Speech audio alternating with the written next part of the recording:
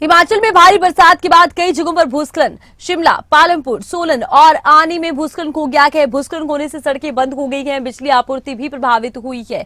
तस्वीरें आप देखिए, शिमला, पालमपुर, सोलन और आनी की तस्वीरें हैं, जहां पर बरसात के बाद देखिए भूस्खलन की समस्या खड़ी हो गई है। कई इलाकों में मलबा आ गया है, कई रास्ते बंद हो गए हैं, कई जगहों पर पेड़ गिर गए हैं, जनजीवन अस्त व्यस्त होता नजर आ रहा है। हालांकि देखिए तुरंत रास्तों को बहाल करने का कार्य भी तेजी से किया जा रहा है, लेकिन जिस तरह से मानसून के दस्तक देने के साथ ही तबाही देखने को मिल रही है, डर इस बात का है कि कहीं ज्यादा समस्याएं खड़ी ना हो जाएं।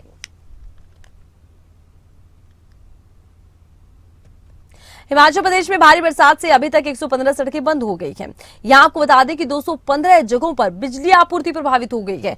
प्रशासन ने लोगों से एहतियात बरतने की अपील की है। प्रशासन की तरफ से लोगों से कहा गया है, देखिए एहतियात बरतिए। और सबसे बड़ी बात यह है, इस वक्त नदी नाले उफान पर हैं, ये एक बड़ी समस्या है। दूसरी बात यह है कि देखिए बरसात बार बार हो रही है, कई रास्ते बंद हैं, कई रास्ते ऐसे हैं जो एक बार फिर से बरसात होगी तो हो सकता है कि वहां पर भी लैंडस्लाइड हो जाए, क्योंकि लैंडस्लाइड एक्टिव जोन कुछ ऐसे होते हैं जहां पर बार बार बरसात के सीजन में लैंडस्लाइड हो सकता है। कई और रास्ते बंद हो सकते हैं। लोगों से कहा गया है बहुत जरूरी हो तभी यात्रा करें। दूसरी बड़ी बात, नदी नालों से दूर रहें, खड्डों से दूर रहें, क्योंकि किसी भी वक्त जलस्तर बढ़ सकता है, नदी नाले विकराल रूप ले सकते हैं। लोगों से एहतियात बरतने के लिए कहा गया है। तो वहीं सड़क मार्गों को बहाल भी करने का प्रयास किया जा रहा है, क्योंकि भूस्खलन से कई रास्ते पूरी तरह से प्रभावित हो गए हैं, बंद हो गए हैं, जहां से मलबा हटाया जा रहा है। अभी तक हमारे आज सुबह तक जो है 115 सड़कें जो हैं वो मानसून के कारण कुछ स्थानों पे बाधित हुई हैं, और उसी तरह से जो हमारे डिस्ट्रीब्यूशन ट्रांसफार्मर है वो भी 212 स्थानों पे जो है वो वहाँ पे बिजली की सप्लाई बाधित हुई है।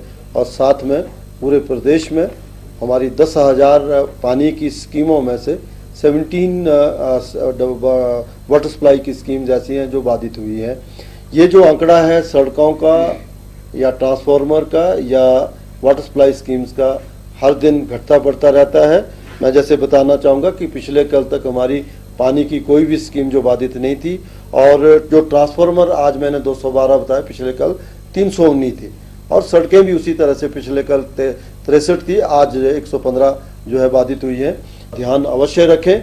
और अभी क्योंकि मानसून फुल स्विंग में है, नदी नालों से उचित दूरी बना के ही रखें। और जब भी पहाड़ी क्षेत्र में आप पर्यटन जहाँ पे जा रहे होते हैं तो पत्थर आदि गिरने का जो है संभावना को उसको ध्यान में रखते हुए निकलें।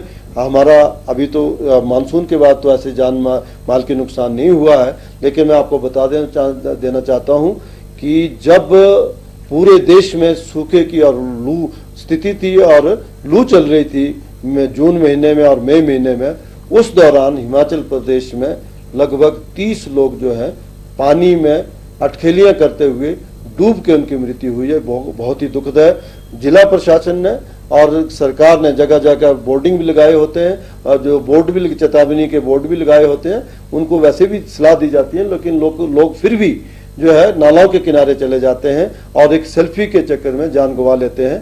तो अब तो जो है क्योंकि मानसून फुल स्विंग में है, मेरा सभी लोगों से, पर्यटकों से, स्थानीय लोगों से भी आग्रह है कि पानी नदी नालों से दूर रहे, ताकि जो है जीवन अनमोल है उसको बचाया जा सके।